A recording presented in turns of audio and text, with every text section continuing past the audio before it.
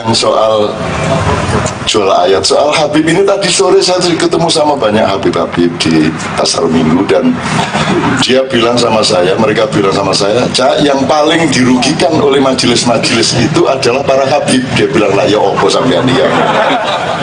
Aku rene kate sambat, malah Habib sing paling sambat saya.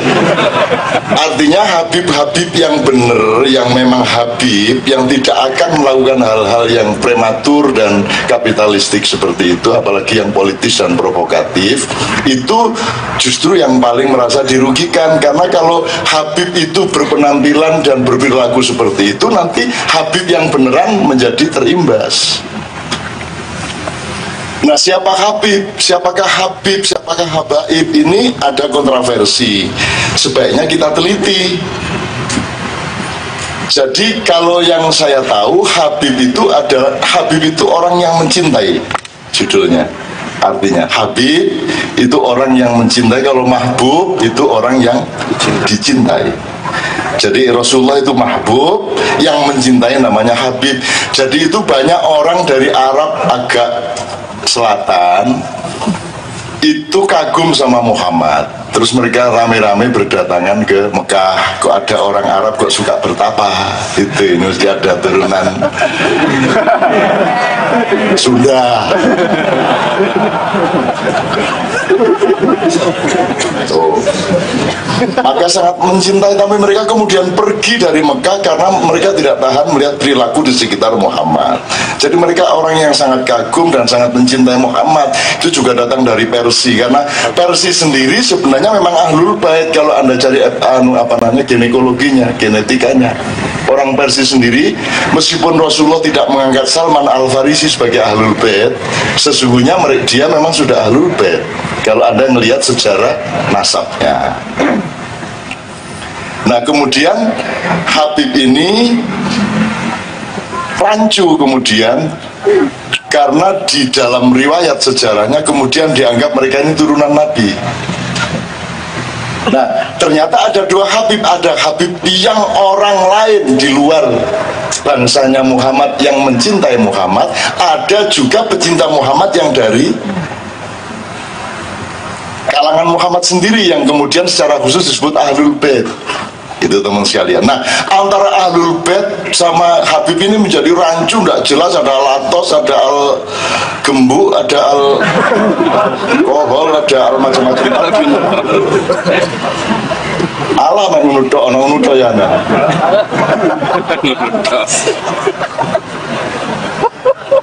Nah, kita sudah tidak bisa melacaknya lagi.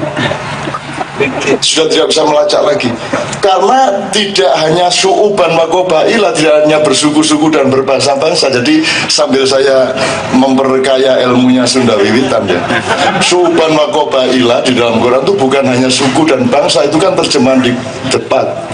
Itu maksudnya satuan-satuan, satuan kecil dan satuan besar. Dia boleh teritorial, dia boleh darah, dia boleh ideologi. Jadi ideologi yang berbeda itu juga syu'ub wa qabail. Ada aliran-aliran yang dasarnya bukan kesamaan darah, juga bukan kesamaan suku. Cuman di terjemahan depan kan suku berbangsa-bangsa dan bersuku-suku kan gitu. Maksudnya itu ya suku ideologi, ya suku estetika, suku macam-macam gitu. Jadi satuan. Jadi pluralisme terkandung di situ semuanya.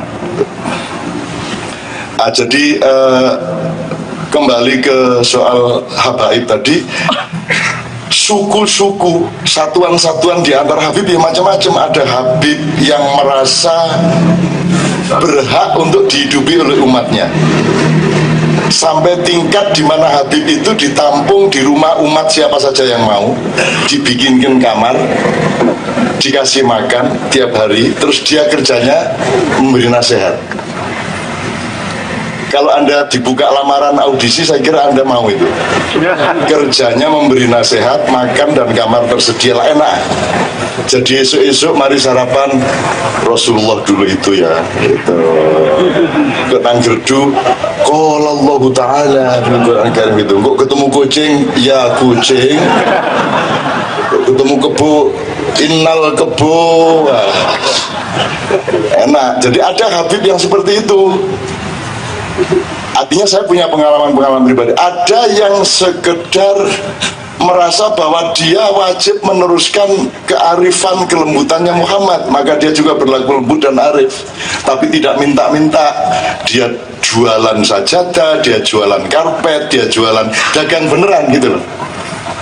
Tapi di antara mereka ini sudah sangat rancu.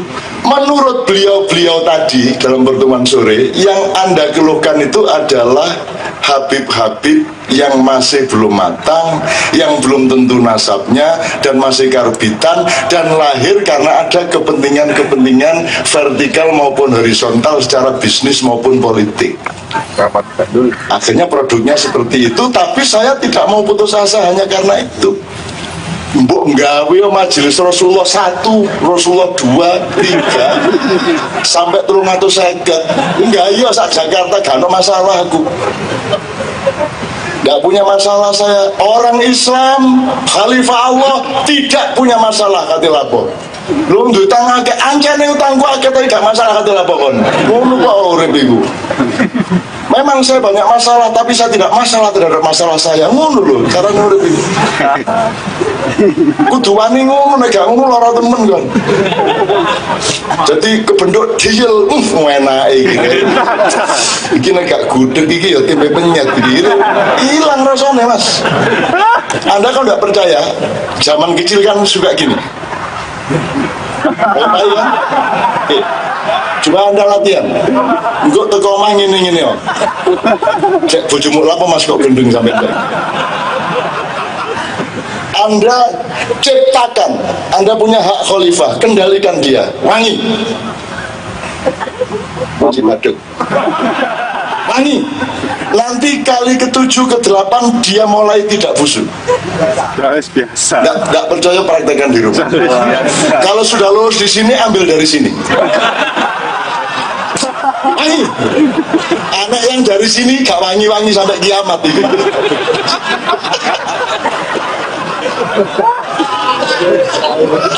Saya pengalaman rek ngono-ngono iku rek. Saya sebagai anak langgar toh. Orang langgar itu harus, langgar itu surau kecil, dan saya dibesarkan oleh surau, dan itu kalau ndak ada nakalnya seperti itu namanya bukan santri. Tanda santri adalah pernah nyuri kelapa. Pernah masuk warung kalau sudah tutup kita gangsir, kita masuk sisa-sisa dicobeknya itu kita jilat-jilat gitu. Pokoknya orang hidup di langgar harus agak ngelanggar-ngelanggar, namanya juga langgar kok. Saya dulu pinter ngaji karena dilanggar gitu loh. Jadi saya kalau di desa itu kan tidak ada dawet, yang ada katok komprangan. Katok komprangan dari sawah ya ke masjid. Akhirnya kalau di masjid terus sarungnya digini-gini, soalnya dicopot, taruh di belakang pintu. Nah begitu misalnya ada 8 orang-orang tua dari sawah sholat, ini soalnya ngelempro sampai cukup nggak gede ini, dalam buku. Jadi selanggar ibu kuat sampai terus Melayu aku gitu. Seneng banget aku. Jadi saya sudah bahagia sejak kecil, sehingga saya di masa tua ini tidak cari kebahagiaan dari siapa-siapa. Ngono loh, saya nggak akan nyuri apa-apa. Mergo aku wis tahu ngene iki man. Yang paling serem kalau sudah ada orang sholat, kita ambil tabuhe beduk, pas sujud ditelek gini.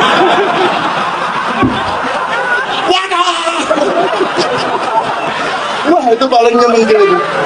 Jadi waktu sujud itu kita taruh tabuhe beduk itu, pemukul beduk itu, terus langsung lari keluar langgar sampai sana. Iya.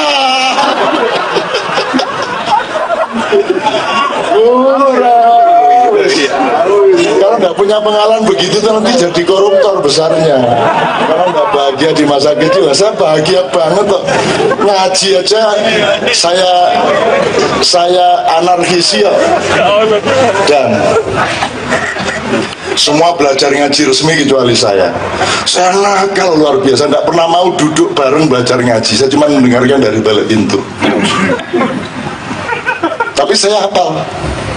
Terus saya begitu mereka ngaji, terus ayah saya dari luar pintu juga mengingatkan karena ayah hafal Quran terus, keliru itu, gitu. Nanti saya lewat depan langgar. Pempojarot tak balang rutu.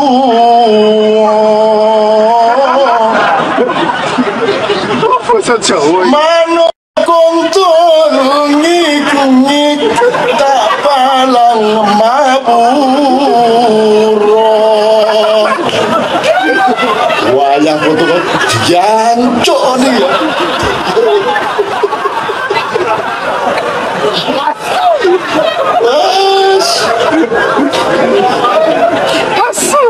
Itu masa kecil saya, bahagia banget sama Allah itu. Makan gak karu-karuan, wah berkelahi, diadu. Jadi setiap malam itu langgar ditutup, diadu. Yang gede-gede ngedu sing cilik-cilik. Wah saya gelut itu gak tahu udah ratusan kali saya. Piding-pidingan, wus pokoknya saya lakukan itu semua sehingga sekarang saya lihat apa ini dunia. Apa yang memikat? Kan gitu. Aku tidak terpikat aku. Apa itu? Kata orang Jombang, opo nek ngesing gawa pecut kadek nyalek-nyalek barang. Kudu gambare caleg P3, caleg PAN.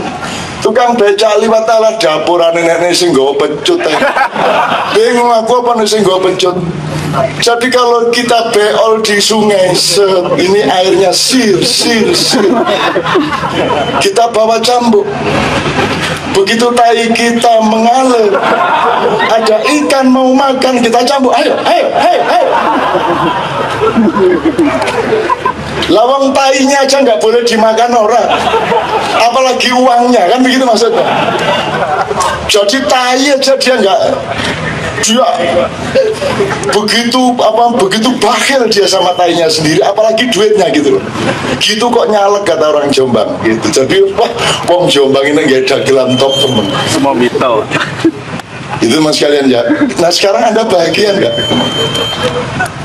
Anda mendapatkan kebahagiaan kecil enggak? Gratis enggak? Mudah enggak? Jadi kenapa kamu cari yang enggak itu? Apa yang memikat? Apa yang engkau terpesona? Apa yang mempesona ini di dunia ini apa? Apa wis? Kebesaran yang mana? Popularitas yang mana? Gemerlap yang mana? Ayu ta? Ayu padha ae ambune ya ngono iko. Sama itu. Engko nek wis tuwek ya nyampirno.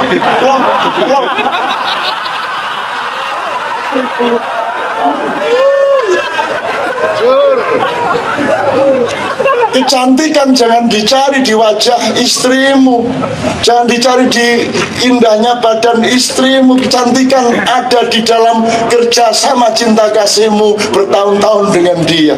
Temukan kasih sayang itu, maka sampai tua pun dia tetap cantik. Kalau nggak bisa begitu, nggak usah kawin. Kandi, nggak usah. Halo, kanca-kanca sekalian. Jadi soal Habib terakhir, ya sudah ketawa aja lah. Yang penting Anda tidak ikut. Beberapa teman di sekitar Anda juga diajak omong. Saya tidak putus asa karena kan itu baru dilakukan tadi sama kemarin toh. Besok kan belum toh. Besok kan belum ada dosa. Besok kan bersih. Kamu percaya enggak sama besok? Bisa nggak besok manusia berubah, baik kecil maupun besar? Dan kamu pikir perubahan bisa dilakukan oleh manusia? Bisa sedikit-sedikit, tapi Allah yang akan merubah semuanya. Kamu pikir kalau Allah mengatakan, wahai manusia, aku tidak akan merubah engkau sebelum engkau sendiri merubah dirimu? Kamu pikir itu terus? Coba kalau kamu cerdas, la yughayyiru ma biqaumin hatta yughayyiru ma bi anfusihim. Kalau kita kurang ajar sama Allah terus jawab gini, loh Tuhan, kalau memang engkau mengatakan engkau tidak akan merubah nasibku sebelum aku merubah nasibku sendiri, kan gitu. Tuhan, ini gimana sih? Kalau saya sudah merubah nasibku, untuk apalagi kau merubah? Jadi yang primer itu perubahan dari kita atau dari Allah? Jadi Allah cuma mau bilang gini loh, wis tokon iku sing penting ketok sembayang lah. Sing penting ketok macul-macul, ketok nyambut gawe. Pamit kok bojomu jam 8 esuk mbuh nang ndi turu ndek gedung kok sore mulai wis lumayan lah. Sing penting ada usaha keluar rumah gitu loh. Sing penting ketok macul-macul, ketok lapo keringetan. Aku dulu punya teman jam 9 pagi ke rumah saya, nanti jam 5 sore dia pulang ke rumahnya. Kalau ke rumah saya dia pamer mengenai rumahnya, dia merasa bekerja. Begitu pulang ke rumahnya dia cerita mengenai bagaimana di tempat saya, dia merasa bekerja juga. Jadi dia cuma pergi tok pulang. Jadi semua gak apa-apa, wis lumayan lah, kerjaan susah kok ya toh.